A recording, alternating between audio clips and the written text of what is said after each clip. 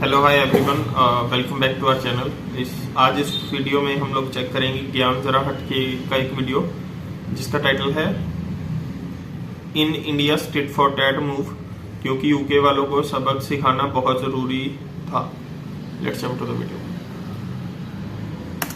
दोस्तों जय हिंद, वंदे मातरम। मेरा नाम है सौरभ मशहूरी और आप देख रहे हैं ज्ञान जरा हट के। और आज इस वीडियो में ऑब्वियसली बात है, हमारे पास बात करने के लिए बहुत कुछ है भाई, तभी तो वीडियो बनाया है। सो शुरू करते हैं। लेकिन हम लोग बात करें उससे पहले मुझे आप लोगों को ये बात बोलनी है कि भैया अगर आप लोगों ने द ज्ञान जरा हट के शो अभी तक सब्सक्राइब नहीं किया है तो भैया किस बात का इंतजार कर रहे हो। रेगुलर बेसिस पे ऑलरेडी चैनल पे वीडियोस आना शुरू हो चुके हैं। अभी हाल फिलहाल में तो हर एक दिन छोड़ के एक दिन रोज सुबह 9 बजे आपके मोबाइल में नए वीडियो का नोटिफिकेशन आ जाएगा। और ये जो द ज्ञान जरा हट के शो है, इस चैनल पे हम लोग भारत की जो लोकल पॉलिटिक्स है और भारत के जो लोकल मुद्दे हैं, प्लस कभी कभी हमारे परम मित्र के बारे में भी मजाक या अंदाज में बात करने की कोशिश कर रहे हैं। सो अगर आप लोगों ने चैनल को अभी तक सब्सक्राइब नहीं किया है तो मैंने लिंक डिस्क्रिप्शन में डाली है। तुरंत प्रभाव से द ज्ञान जरा हट के शो को सब्सक्राइब करिए और चैनल को अपना समर्थन प्रोवाइड कराइए। क्योंकि भैया जब आप अपने घर से उठ के चोर उचक के नेताओं तक को वोट डालने के लिए जा सकते हो, तो मैं तो यहाँ पे सिर्फ चैनल सब्सक्राइब करने के लिए बोल रहा हूँ और मैंने तो कोई चोरी भी नहीं करी। सो मेरे लिए इतना करना तो बनता है। खैर जो कुछ भी हो ना, आप फिर से रोकते हैं हमारे वीडियो के ऊपर और बात करते हैं महत्वपूर्ण खबरों के बारे में। क्योंकि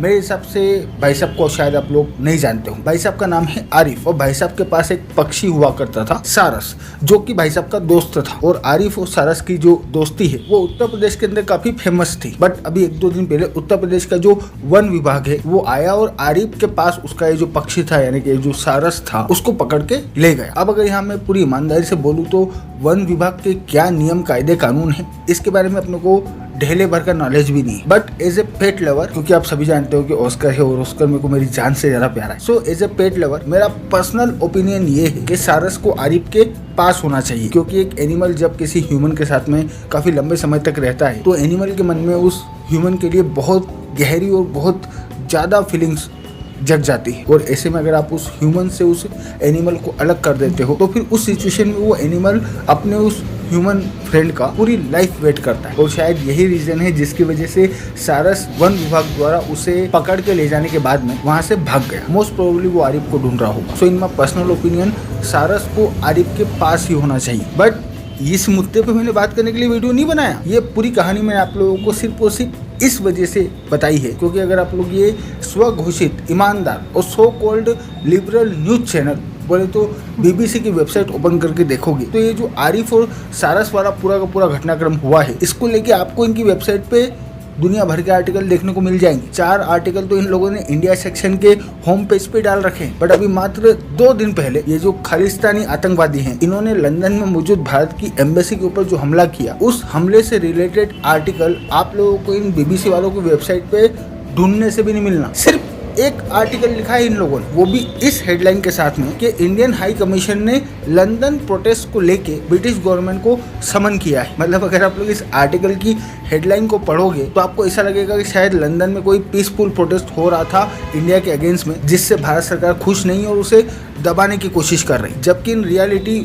अगर आप लोगों ने वीडियोस देखे हैं तो खालिस्तान के लफंगे लंदन में जब भारत की एम्बेसी के बाहर प्रदर्शन करने के लिए पहुंचे तो वहां इन लफंगों ने अपनी सारी हदें पार कर दी। भारत की एम्बेसी के ऊपर जो तिरंगा लगा हुआ था उसे ना सिर्फ नीचे उतारा बल्कि उसकी डिसरेस्पेक्ट भी करी। और सेम टाइप की चीज हम लोगों को कनाडा के अंदर भी देखने को मिली। और अमेरिका की जो सैन फ्रांसिस्को नाम की सिटी है वहां पे तो ये लफंगे लिटरली इंडियन हाई कमीशन में काम करने वाले लोगों को मारने के लिए लठ लेके उनके पीछे दौड़े। लेकिन फिर भी हम लोगों को वेस्टर्न मीडिया के इन तमाम पोर्टल्स के ऊपर आर्टिकल्स देखने को नहीं मिल रहे। इनफैक्ट इसे फ्रीडम ऑफ स्पीच और फ्रीडम ऑफ एक्सप्रेशन कह के जस्टिफाई करने की कोशिश की जा रही। अब भारत के हाई कमीशन के बाहर खड़े होके भारत मुर्दाबाद और खालिस्तान जिंदाबाद के नारे लगाना, ये प्रोटेस्ट है और फ्रीडम ऑफ स्पीच के अंतर्गत आता है। मैं पूरी तरीके से एक्सेप्ट करता हूँ। लेकिन वहाँ पे काम करने वाले लोगों के पीछे उन्हें मारने के लिए दौड़ना, हाई कमीशन के दीवारों पर चढ़ के तोड़ा फोड़ी करना, उन्हें गालियां बकना, उन्हें ना सिर्फ जान से मारने की धमकी देना बल्कि उनका कत्ल करने के लिए हथियार लेके उनके पीछे दौड़ना, उन्हें टेररिस्ट कहना, मतलब आप खुद इनोसेंट लोगों को मारने के लिए उनके पीछे झुंड बना के दौड़ रहे हो और फिर उन्हीं लोगों को टेररिस्ट कह रहे हो जिनको आप मारने के लिए जा रहे हो। साला ये कहां से फ्रीडम ऑफ स्पीच और फ्रीडम ऑफ एक्सप्रेशन के अंतर्गत आता है? लिटरली मेरे समझ के बाहर है। सो जिस तरीके से पिछले 2-3 दिनों में यूके, कनाडा और यूएसए में मौजूद भारत की एम्बेसीज के बाहर इन खालिस्तानी आतंकियों ने हुड़दंग मचाया है और जिस तरीके से वहाँ की लोकल अथॉरिटीज वहाँ मौजूद भारत की एम्बेसीज को प्रोटेक्ट करने में नाकामयाब रही है, जो कि वो डेफिनेटली रही है। क्योंकि भैया अगर किसी देश की एम्बेसी आपके यहाँ पे है तो ये पूरी तरीके से आपकी रिस्पॉन्सिबिलिटी बनती है कि आप अपने यहाँ मौजूद उस देश की उस एम्बेसी और उस एम्बेसी में काम करने वाले लोगों को प्रोटेक्शन प्रोवाइड कराए, जो ये कंट्रीज प्रोवाइड कराने में पूरी तरीके से नाकामयाब हुई है। और नाकामयाब होने के पीछे रीजन भी है, क्योंकि इन कंट्रीज के अंदर पॉलिटिशियंस के नाम पे जो सिख बैठे हुए हैं वो लोग खालिस्तान को सपोर्ट करते हैं। सो उनके दबाव में इन लोगों ने कार्रवाई नहीं करी। बट जैसा कि हम सभी लोग जानते हैं कि भैया जब भी जियो पॉलिटिक्स की बात होती है, मतलब कि जब भी कंट्री टू कंट्री रिलेशन की बात होती है, तो उस वक्त आप अपनी लोकल पॉलिटिक्स को उन रिलेशंस के ऊपर हावी थोड़ी ना होने दे सकते हो। वहां तो आपको वो करना पड़ेगा जिसको करने के लिए आप लोग अंतरराष्ट्रीय नियम कायदे कानूनों के तहत बाध्य हो। लेकिन इसके बावजूद भी इन कंट्रीज ने नहीं किया, जिसमें लोकल पॉलिटिक्स के साथ साथ इनका पर्सनल एजेंडा भी है। क्योंकि चाहे यूके हो गया, कनाडा हो गया, ऑस्ट्रेलिया हो गया या फिर चाहे अमेरिका हो गया, ये सारे ही देश इस खालिस्तान वाले मुद्दे को समय समय पे इंडिया के अगेंस्ट में यूज करते आए हैं। सो इस बार भी ऑब्वियस सी बात है ये लोग यूज कर रहे हैं। बट हर बार जब भी ये तमाम कंट्रीज खालिस्तान के इस मुद्दे को अपने बेनिफिट के लिए भारत के अगेंस्ट में यूज करती है या फिर लोकल पॉलिटिक्स को ग्लोबल रिलेशंस से ज्यादा वैल्यूएशन देती है, तो भारत कभी कुछ भी नहीं करता। ये हमेशा हम लोगों ने नोटिस किया है। खालिस्तान वाले मुद्दे पे तो गवर्नमेंट कुछ भी नहीं करती है। बट इस बार जैसा कि हम सभी लोग जानते हैं कि पिछले 1-1.5 साल से भगवान जाने क्या हो गया इनको, मतलब ये तो किसी को मौज ही नहीं रहे हैं, जो आता है उसको ही लपेट देते हैं। सो क्योंकि इस बार यूके के अंदर यूके की गवर्नमेंट भारत की एम्बेसी को प्रोटेक्शन प्रोवाइड कराने में नाकामयाब रही, इस वजह से भारत ने रिटेलिएशन में इन यूके वालों को सबक सिखाने के लिए दिल्ली के अंदर यूके की जो एम्बेसी है उसके बाहर लगी हुई सिक्योरिटी को ना सिर्फ हटा दिया, बल्कि गाड़ियों को रोकने के लिए वो जो छोटे छोटे खंबे लगाए जाते हैं ना, उन खंबों को भी नहीं छोड़ा, भाई साहब ने उनको भी उठवा लिया, ताकि यूके वालों को उनकी असली हैसियत पता चले। और ये सचमुच में ना सिर्फ एक बहुत